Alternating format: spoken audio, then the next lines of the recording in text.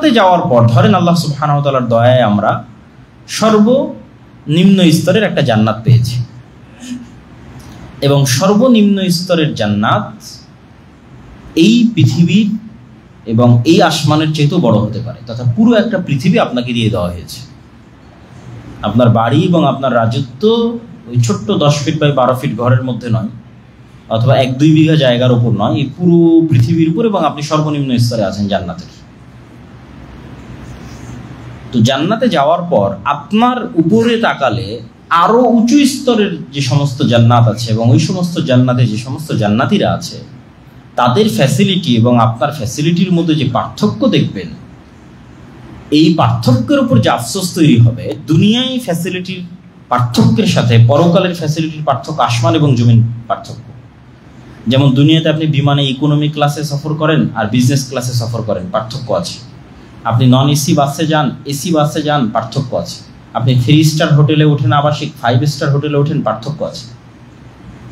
আপনি গুলশান বনানীতে একটা বড় ফ্ল্যাট নিলেন আর মিরপুর 10-এ একটা ফ্ল্যাট নিলেন, ছোটোখাটো, পার্থক্য আছে, সার্ভিসে পার্থক্য আছে।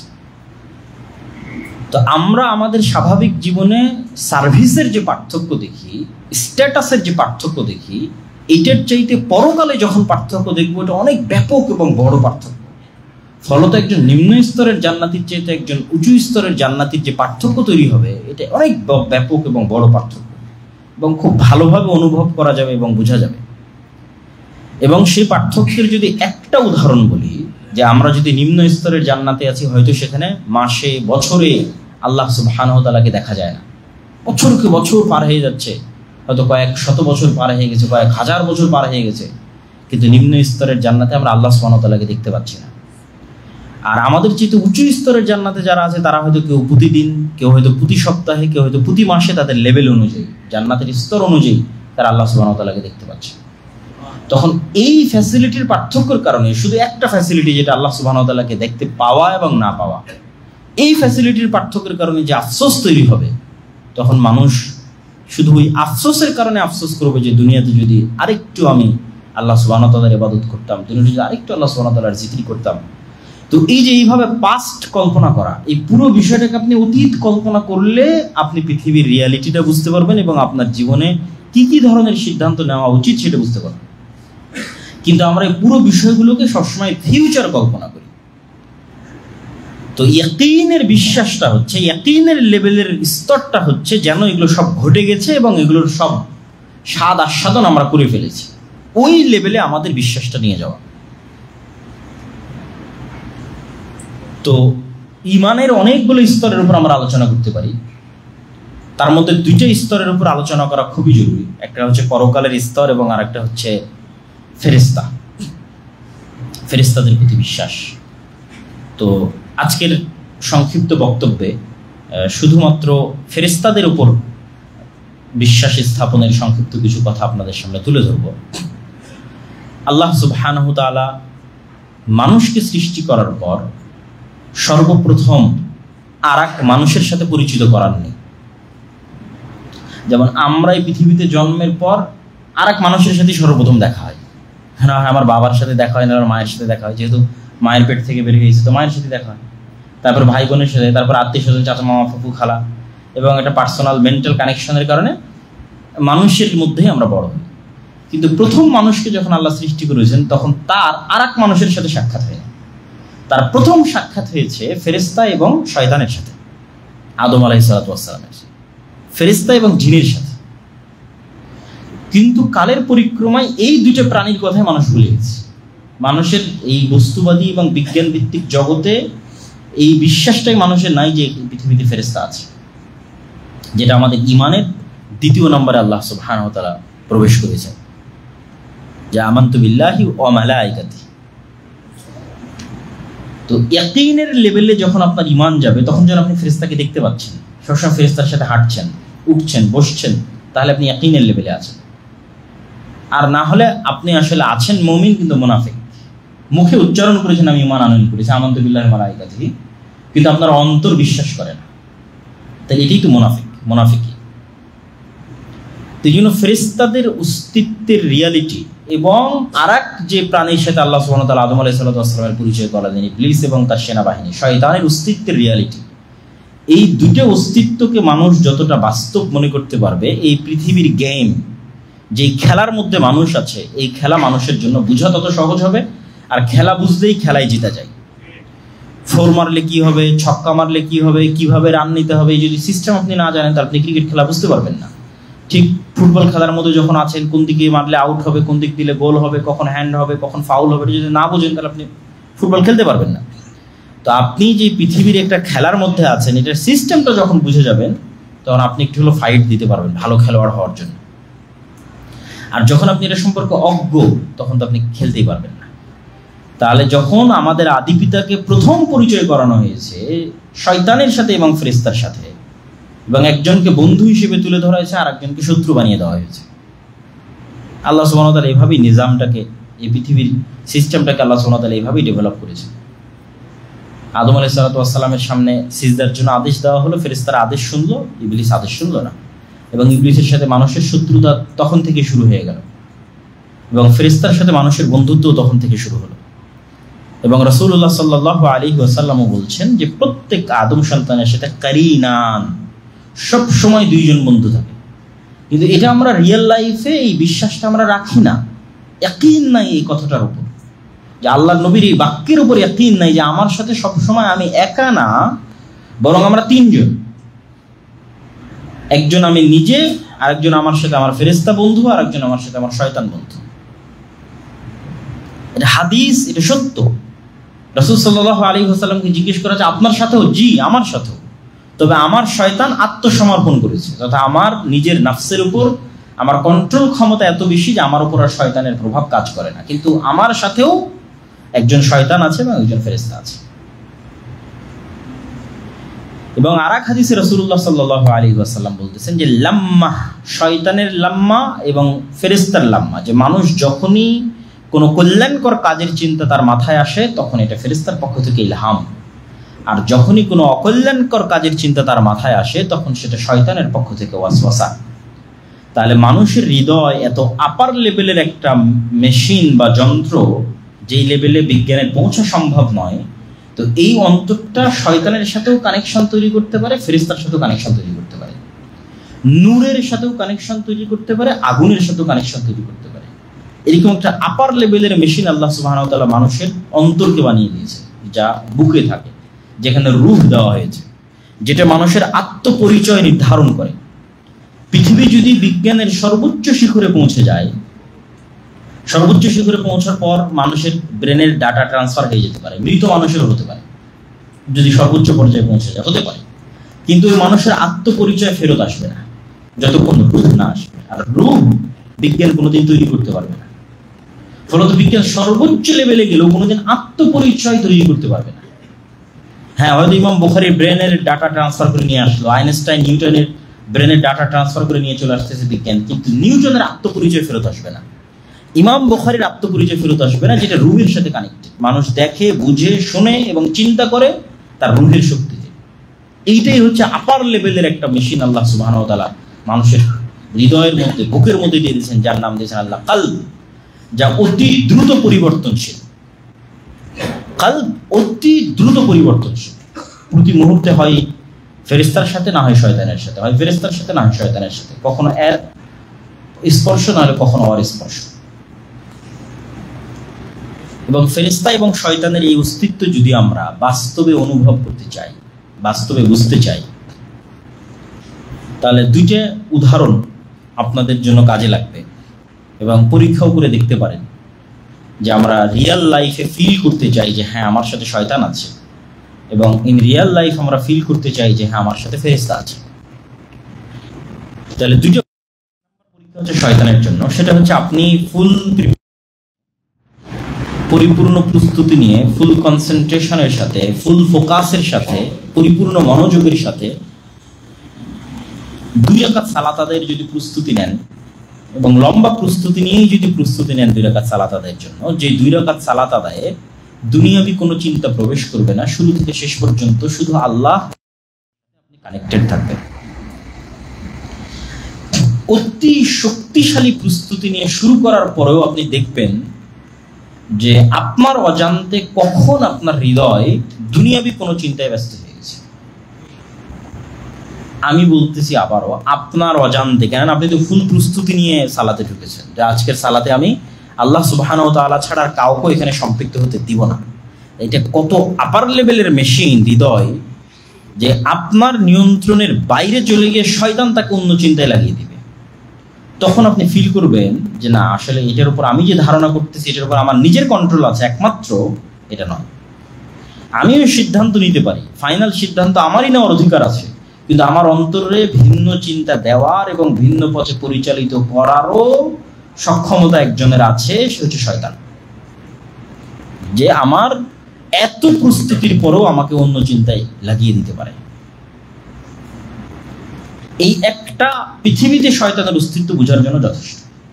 আরো অসংখ্য উদাহরণ আছে। যখন আপনি একবার বিশ্বাস করবেন যে হ্যাঁ পৃথিবীতে শয়তান আছে এবং সে আপনার ডিসিশন গ্রহণে মুদাখালাহ, ইন্টারফেয়ার করতে পারে, মানে আপনার মনের চিন্তায় ইন্টারফেয়ার করার ক্ষমতা রাখে, তখনই আপনি সজাগ হবেন। মানে গেম যেহেতু বুঝে গেছেন, তখন আপনি সজাগ হবেন যে আমার মাথায় প্রত্যেক যে চিন্তা আসতেছে এটা আমার না, অথবা আমাকে একটু থেমে সিদ্ধান্ত নিতে হবে।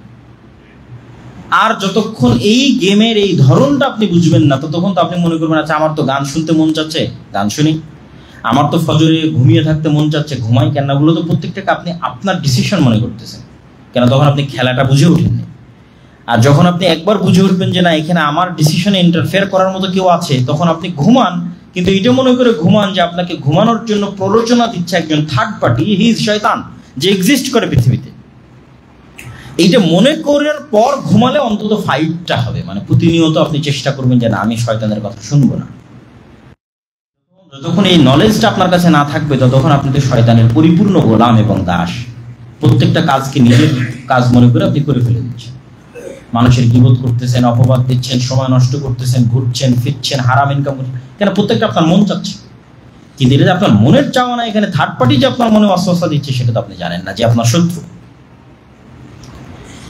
ঠিক শয়তান ফেরেশতা আছে সেটা বুঝবেন কিভাবে?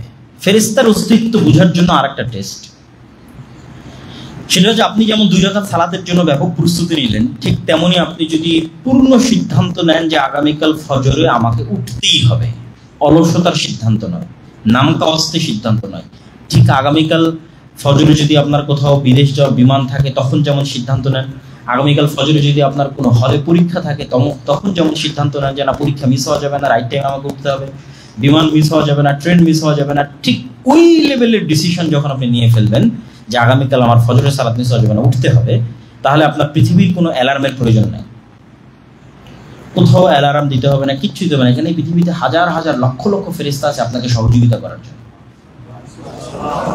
তখন আপনি ফেরেশতার অস্তিত্বটা বুঝতে পারবেন, যে আপনি যখন অ্যালার্ম ছাড়াই ঘুম থেকে উঠে যাবেন এবং প্রতিদিন উঠতে পারবেন, প্রতিদিন আপনাকে কোনো না কোনো ওয়েতে ফেরেশতা উঠিয়ে দেবে।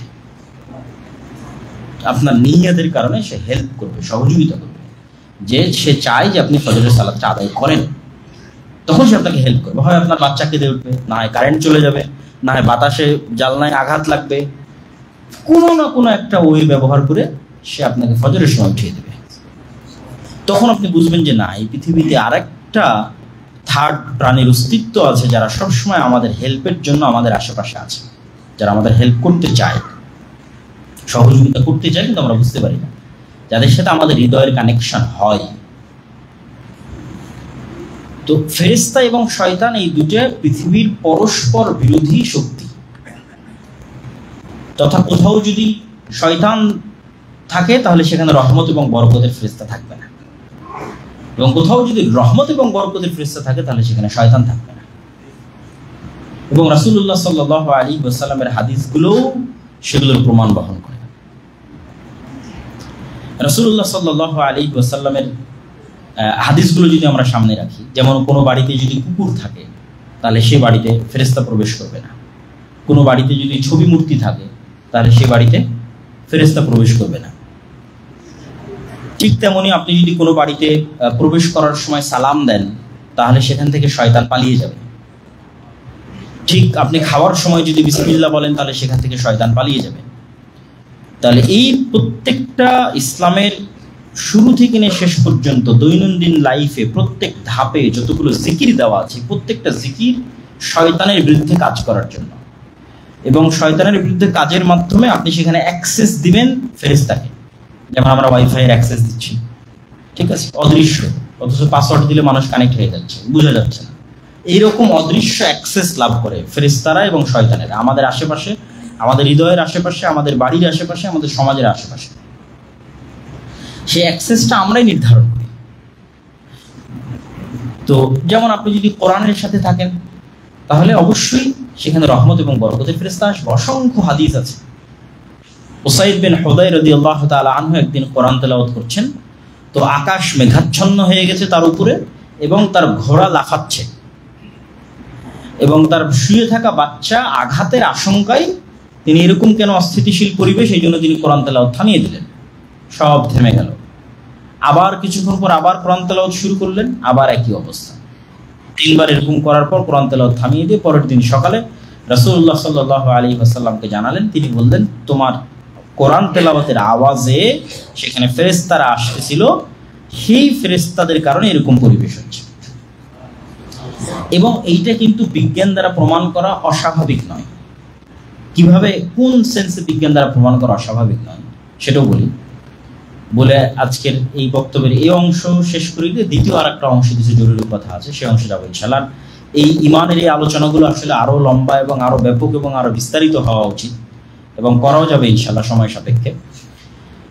তো সেটা কি? সেটা হচ্ছে কুকুরের ঘ্রাণ যদি আপনি দেখেন, কুকুরের ঘ্রাণ মানুষের চাইতে 10,000 গুণ বেশি পাওয়ারফুল।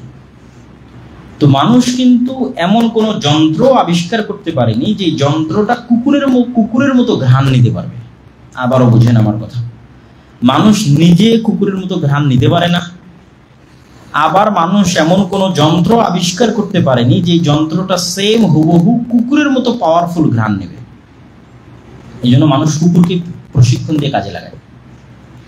তাহলে এটার সামারি কি দাঁড়ালো? যে কুকুর এমন লেভেলের ঘ্রাণ লাভ করে, যেই লেভেলের ঘ্রাণ মানুষের পক্ষে লাভ করা সম্ভব নয়, মানুষের তৈরি করা কোনো মেশিনের পক্ষে সম্ভব নয়।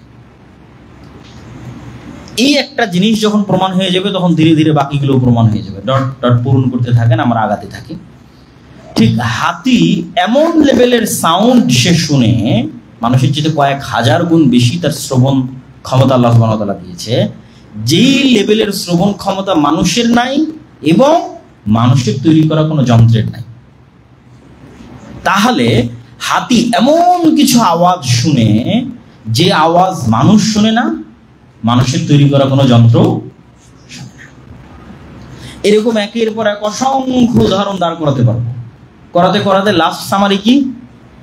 কুকুর এমন কিছু লাইট দেখে, আলো দেখে, যে আলো মানুষ দেখে না এবং মানুষের তৈরি করা কোনো যন্ত্র দেখে না। যদি আগের দুটো সত্য হয়, এটাও সত্য। ঠিক মোরগ এমন কিছু লাইট দেখে, এমন কিছু আলো দেখে, যা মানুষ দেখে না, মানুষের তৈরি করা যন্ত্র দেখে না। যেটা রাসূলুল্লাহ সাল্লাল্লাহু আলাইহি ওয়াসাল্লাম বলছেন, কুকুর শয়তানকে দেখে আর মোরগেরা ফেরেশতাকে দেখে। তাহলে there is one kind of light exist করে in this world, এমন এক প্রকারের লাইট এই পৃথিবীতে এক্সিস্ট করে, যেই লেভেলের লাইট দেখার সক্ষমতা মানুষের নাই, মানুষের তৈরি করা যন্ত্রের নাই। কেন? আগেরটা প্রমাণিত। আগেরটা কুকুর যেই লেভেলের ঘ্রাণ নেয়, সেই লেভেলের ঘ্রাণ নেওয়ার সক্ষমতা মানুষের নাই, মানুষের তৈরি যন্ত্রের নাই। এবং এরকম অসংখ্য উদাহরণ দাঁড় করানো যাবে। তাহলে পৃথিবীতে অস্তিত্বশীল সবকিছুই মানুষ জেনে গেছে, আর সবকিছুই মানুষের বিজ্ঞান এবং যন্ত্র জেনে গেছে, এটা নয়, এটা ভুয়া কথা। তাহলে শয়তান এবং ফেরেশতার অস্তিত্ব পৃথিবীতে আছে, এবং তাদেরকে আমাদেরই পৃথিবীর কোনো না কোনো প্রাণী দেখে তাদের অস্বাভাবিক কার্যক্রম থেকে, যেটা আমরা বুঝতে পারি।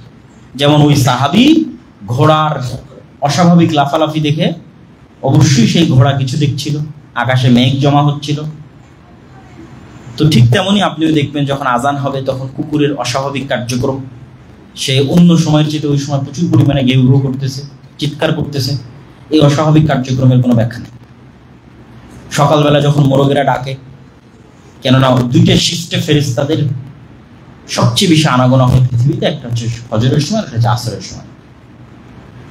কেন এই দুই শিফটে তাদের দায়িত্ব পরিবর্তন হয়, ফলত যারা দায়িত্ব পালন করতেছিল তারা উপরে উঠতে থাকে, যারা নতুন দায়িত্ব প্রাপ্ত হয় তারা নিচে আসতে থাকে।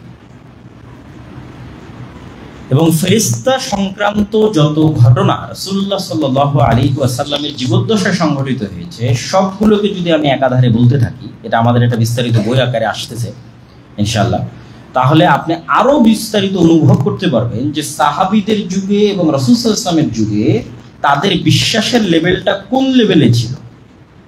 যে একটা অপরিচিত মানুষ মসজিদে আসলো, ছোট্ট, এখনো মদিনা কত ছোট, এখনো মদিনা কত ছোট রিয়াদের তুলনায়, দাম্মামের তুলনায়, লন্ডনের তুলনায়, তাহলে আজ থেকে 1500 বছর আগে এটা কত ছোট নগরী হতে পারে। আর এখনই মদিনার সব মানুষকে চেনা সম্ভব, তাহলে ওই দিন তো আরো চেনা সম্ভব। উহুদের যুদ্ধে গোটা মদিনায়